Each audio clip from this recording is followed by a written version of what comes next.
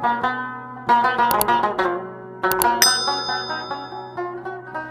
ایوب صابر صاحب شعرونه دي. څنګه هېره کړم پښتو زه، څنګه ځان خاورې ایرې کړم. څنګه هېره کړم پښتو زه، څنګه ځان خاورې ایرې کړم. وسیله مې د عظمت ته خپله ژبه څنګه پرې کړم. د رڼا د کور نه باتور یوسفزی ستاسو په درانه خدمت کې یو ځل بیا حاضر دی په دغه تمه سره چې موږ به د خپلې مورنۍ ژبې د زده کړې دپاره لږ وخت وباسو او دغه به په ځان باندې لازم ګڼو چې موږ به د خپلې مورنۍ ژبې د زده کولو پوره کوشش کوو او کوم ځای کې چې هم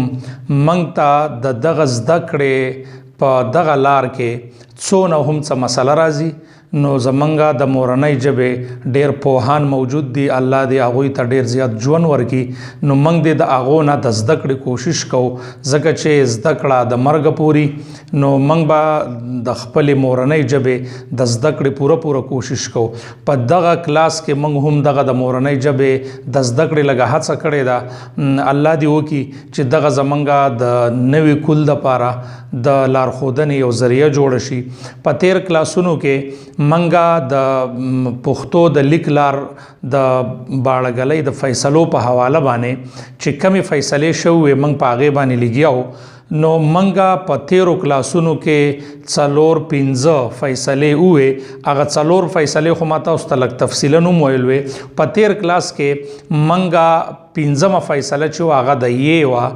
نو د مجهول یې او دا زمونږه دغه قدرمنو کتونکو دغه سوالونه هم کړي چې تاسو د یې په حواله باندې بل تفصیلي کلاس والی. نو زمونږه دغه کتونکو ته دغه درخواست هم دی چې دغه لږ په تفصیل سره ګوري ځکه دغه یېګانې منګه په یو فیصله کې دغه د باړګلۍ فیصله هم په دغه یو فیصله کې دا په تفصیل سره دي. نو په تیر کلاس کې منګه د مجهوله یې کمې ته چې منګه غټه یې وایو یا ورته پرته یې وایو یا ورته اوږده یې وایو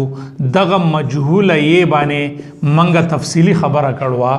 چې دغه یې منګه په دې پښتونخوا کې په دې سیمه کې چې کم زمونږ د یوسفزو سیمه ده په هغې کې منګه دا یې استعمالو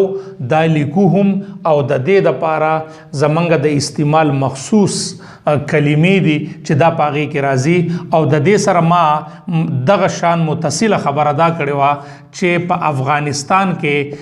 دغه مجهوله یې هم په داسې غونډه یې ده چې نور ورسره هیڅ هم نه. او منګه خو زما په خیال چې زمونږ په علم کې هم ده چې زمونږ د پښتو په لیک دود کې 5 یېګانې دي. نو دغه اولنۍ یې معروفه یې ده، دویمه یې زمونږ سره د پښتو مخصوصه یې ده، درېیمه یې زمونږ سره خزینه یې ده یا د مؤنث یې ده، څلورمه یې زمونږ سره امریه یې ده او 5مه یې زمونږ سره مجهوله یې ده چې دا په افغانستان کې هم په دې باندې لیکلی کېږي. دا زمونږ سره 5 یېګانې دي. نو منګه په 5مه فیصله کې په مجهوله یې باندې تفصیل وکړو. اوس په دې 6مه فیصله کې به منګه د مخصوص یې چې د پښتو ژبې مخصوصه یې ده چې دا په بله ژبه کې نشته په دې باندې به منګه بحث کوو. اوس دغه باړګلۍ د فیصلو په رڼا کې د 6مې فیصلې په حواله باندې دغه کتاب څه لیکي تاسو په خپله شیشه باندې دغه فیصله اینئ چې دغه فیصله څه ده. 6مه فیصله دا ده چې مخصوصه یې به د کلمې په منځ کې په دغه ولاړو ټکو یې کم چې په دې شیشه تاسو اینئ په دغه ولاړو ټکو او په آخره کې به منګه په دې غونډه یې او ولاړ ټکي وته هم داسې به لیکلی شي. او مثال په دې فیصله کې داسې ورکړی شوی دی لکه سړې اوبو او که د کلمې په منځ کې منګ راولو نو دا منګ په ولاړو ټکو لکه خیر وغیره. مجهوله یې یعنی پرته یې با هم منګ د کلمې په منځ کې د دغه مخصوص یې په شان داسې په ولاړو ټکو لیکو د کلمې په منځ کې او دا به هم د دغه مخصوصی او د مجهولی دا یو خبره یو شان شو چې دا به منګه په کلمه کې یو شان لیکو. دا شو زمنګ سره 6مه فیصله. که تیره فیصله ستاسو یادی نو په مجهوله یې کې منګه د هغې مثال پیش کړی چې زمونږ سره مخصوص حرکتونه دي د پښتو لکه د زور پسې زورکې چې هغه د زور نه اواز د هغې لږ لڼي نو چې کله په مخ کې توري باندې کله زورکې راشي نو وروستو به موږ مجهوله یې لیکو او د هغې مثال ما تاسو ته وړاندې کړی لکه سړی زمری تندی اوس دا بالکل د هغې مخالف ته چې کله په مخ کې توري باندې د پښتو مخصوص حرکت زیرکې راشي نو موږ به د هغې نه وروستو مخصوصه یې د پښتو مخصوصه یې لیکو. دا یوه قاعده ده او د دغه زیرکي ما تاسو ته پیژنګلو کړوه چې د زیر نه به اواز لږ کمي موږ به په مثال سره وړاندې کو چې دا ستاسو په ذهن کې دا یوه کلیه. دویمه خبره دا ده چې کله منګه په یو کلمه کې هی په آخره کې راشي هی دا یو هی دا کله چې دا هی راشي په مفرد کلمه کې په واحد کې نو چې کله منګ د هغې جمع لیکو نو منګ به په دې مخصوصه یې لیکو. د دې مطلب دا دی چې دا هی عموما طور زیات دا منګه د مؤنث د پاره په کلمه کې استعمالو نه د ضروري ځکه چې ما په دریمه فیصله کې دا ویلو چې کله په یو کلمې په آخر کې زور راشي نو دا منګ په هی سره بدلو خو زیات تر دا پیژنګلو دا د مؤنث د قاعدې د پاره هم دا خو په پښتو کې دا ضروري نه ده. اوس په دې فیصله کې دا شوه چې کله منګه مؤنث لیکو هغه واحدي او د هغې کلمې په آخر کې دا هی راشي نو چې کله منګ دغه جمع ته اړو جمع ته نو دا به منګه بیا په دغې باندې لیکو د هغې مثال به زه تاسو ته وړاندې کم. دریمه خبره ده چې زمونږ اکثر ټول حروف داسي چې هغه په دې لهجه باندې او په دې طرز ویلی کیږي دغه متصل ضمیرونه به هم موږ د دې سره لکه چې کې ترې نو دا قسمه ضمیرونه چې دي دا قسمه اوازونه چې دي د دې سره هم دغه شان نور متصل یو شان اوازونه به هم موږ په دې مخصوصه یې باندې لیکو. ټیک ته که نه تاسو په ذهن کې دا خبره راځي چې کم د چې کې ترې نه دغه شان اوازونه چې هغه به هم موږ په دې مخصوصه یې باندې لیکو. بیا که موږ چرته وختونو ته لاړ شو د ګرامر انشاءالله موږ به د ګرامر په حواله باندې هم لږ تفصیلي کلاسونه الو که چرته موقع راغله خو موږ ګرانۍ طرف ته ځکه نه تلو چې اکثر موږ په ژبو کې وینو په انګریزۍ کې یا په اردو کې ځکه موږ خو ټول طالب علمان یو نو کله چې به استاذ ګرامر شروع کو موږ به د هغې نه ډېر زیات تندی ټکاو چې یاره دا فعل حال دی او فعل مستقبل دی او فعل ماضي دی او دا پکې بیا مطلق ته او دا پکې بیا جاری دی نو د دې قسمه خبرونه ما فی الحال د خپل خواږه کتونکي ځکه لرې ساتلی چې موږ د څه خبرې ښکار کیږو نه موږ به لږ اسانۍ طرف ته ځو. دا خو مې صرف د تفصیل دپاره ووې لکه اوس موږ مثال یو فعل دی او موږ په حال کې چاته خبره کوو نو که په فعل حال کې موږ چاته خبره کوو نو دا به موږ په دې مخصوصه یې باندې لیکو. د هغې یو مثال به راته صرف د زده کړې دپاره وړاندې کومه لکه موږ وایو تزه نو دا به موږ په دې مخصوصه یې باندې لګو. که مثال موږ بل یو مثال پیش کوی ته خورې سکې لیکې نو که موږ د حال باندې خبره کوو او داسې کلمه موږ وایو نو دا به موږ په دې مخصوصه یې باندې لیکو. دا یوه خبره به ستاسو په ذهن کې. دویم که موږ د مستقبل دپاره خبره کوو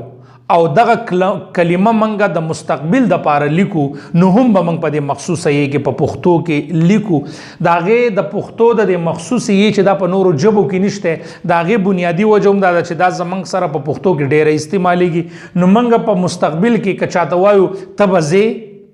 یا ته به راځې ته به لیکې ته به خورې ته به جوړ دا قسمه خبرې چې دي د دې مستقبل کې به هم موږ به کله چې موږ فعل مستقبل دغه لیکو نو موږ به هم په دې باندې ته به ځې ته به راځې ته به خورې. بیا په فعل ماضي کې چې هغه مطلق موږ ماضي لکه موږ چاته وایو چې ته لاړې لکه مونږ خو چاته وایو په حال کې ته ځې یا مونږ په ماضي کې چاته وایو چې ته لاړې، نو دا مونږ به په دې مخصوصه یې باندې لیکو چې دا یو څو کلمې زمونږ په ذهن کې د دې مخصوص یې زمونږ په پښتو کې ضرورت ذکر راغی چې مونږ به اکثر په مذکر مؤنث کې دغه فرق نشو کولی. نو که مونږ د مجهوله یې دا کم پنځمه فیصله چې مونږ کړې وه او دغه پنځمه فیصله د لږ ټایم دپاره تاسو په دې خپله شیشه باندې ومینئ، نو دغه د مجهولې یې دا کمه فیصله که زمونږ په ذهن کې یي نو مونږ به دا مخصوصه یې ډېره پیژنو، ځکه چې دا د هغې بالکل تقریبا اپوزیټ تا چې هغه د زورکی نه وروستو راځي، دا د زیرکی نه وروستو راځي. او که منګه بیا د مذکر او د مؤنث خبره کو، هغه د مذکر د مفرد د پاره راځي. دا چې کله منګه مؤنث جمع ته اړو نو دا منګه ځکه چې منګه اکثر په دې کې به غلطېدو چې منګه به د جمع لکه منګ به لیکو سړی، نو کدا موږ په مجهوله یې باندې د افغانستان په هغه یې لیکو نو د دې نه به جوړېدو سړی، ځکه چې کدا موږ مجهوله یې وایو ځکه د هغې اواز کم چې منګه د هغې په پیژنګلو کولی چې د زورکي نه وروستو راځي نو دا هغو لیکي داسې خو د هغې مجهوله یې د سړی. نو که منګه دا که مثال دا منګه د جمع دپاره استعمالو نو زمنګه دا معروفه یې د سړي، نو اوس دا مخصوصه یې به موږ څنګه لیکو؟ نو موږ د هغې مثال داسې پیش کو چې د هغې پیژنګلو به موږ د معروفې د مجهولې او د مخصوصې یې داسې لیکو. زه تاسو ته داسې لیکم چې ګورئ سړی، سړی، اوبه څښي، سړی دا مجهوله یې شوه. بیا سړی، سړی مطلب یخې، یخې اوبه سړی، اوبه څښي، نو دا څښي چې دی د څښلو دپاره دا کم یې چې موږ لیکو نو دا منګه په دې معروفه یې لیکو، نو ځکه د دې اواز بدل دی. دا زمونږ سره شپږمه فیصله شوه چې منګه په دې کې اکثر غلطیږو. نو دا یو فیصله موږ ځکه جدا جدا کوو چې زمونږ دغه قدرمن کتونکي چې هغو د پښتو زده کړه کوي نو دغه یېګانې به موږ پنځه واڼه انشاءالله جدا جدا وایو، د هغې تفصیل به هم کوو. د پنځمه فیصله د مجهولې یې وه چې تاسو په دې خپله شیشه باندې اینئ، او دا شپږمه فیصله چې د هغې پیژنګلو داسې ده چې ما تاسو ته د هغې پوره تفصیل وکړو او بیا لکه ما تاسو ته یو مثال داسې وکړو چې د هغې کلمې په اخره کې هې راځي، نو د هغې یو دوه درې مثالونه تاسو ته وړاندې کوم. لکه موږ اکثر مثال وایو ونه، نو ونې، ټیک ده. اوس موږ بل وایو ښځه او ښځې، نو دا که تاسو داسې کلمې راغونډې کې چې د هغې په اخره کې دغه هي، نو د هغې جمع چې موږ بیا کله اړو نو دا به موږ په دې مخصوصه یې باندې اړو. دغه زموږ سره د باړه ګلۍ د دغه املا تر مخه شپږمه فیصله وه د مخصوصي یې په حواله باندې چې هغه په دغه شیشه باندې تاسو وینئ، او زه تاسو ته په اخره کې یو ځل بیا وایم چې په هغې کې یو خبره دا ده چې کله موږ په د کلمې په منځ کې لیکو، لکه موږ مثال داسې ده چې د کلمې په منځ کې راځي، لکه موږ وایو خیر، نو په منځ کې به دا موږ په دې ولاړو ټکو باندې لیکو. دا قاعده د مجهولې یې دپاره هم ده چې د کلمې په منځ کې راشي نو مجهوله یې او مخصوصه یې به موږ په دې طریقه لیکو په ولاړو ټکو باندې. شپږمه فیصله څه ده؟ هغه دا ده چې مخصوصه یې به د کلمې په منځ کې هم داسې لیکلی کېږي لکه دا چې ده. په آخر کې به یې موږ داسې لیکو، د کلمې په منځ کې به یې داسې لیکو او په آخر کې به یې داسې لیکو. دا شپږمه فیصله ده. او مجهوله یې یعنی پرته یې به موږ هم داسې لیکو. دا زمونږ سره شپږمه فیصله شوه. انشاءالله پر روان کلاسونو کې به موږ د معروفي بیا د خزینه او د امریه په حواله باندې به ان شاء الله موږ تفصیل باندې خبرې کوو چې دا موږ کم از کم د یګانو دغه کم زمونږ طالب علمان چې په دې ششو پنج کې ښکار دي چې دا به موږ څنګه لیکو په څنګه طریقه وکړو نو لږ مهنت په دې سره کوئ ډېره زیاته اسانه ده خو دا به صرف په لیکلو باندې یا په مهنت باندې او په پریکټس باندې کیږي ان شاء الله په در روان کلاس کې به موږ بیا په نورو فیصلو په ومه په اتمه باندې خبرې کوو در روان کلاس پورې ستاسو نه اجازت غواړم د لوی الله په امان.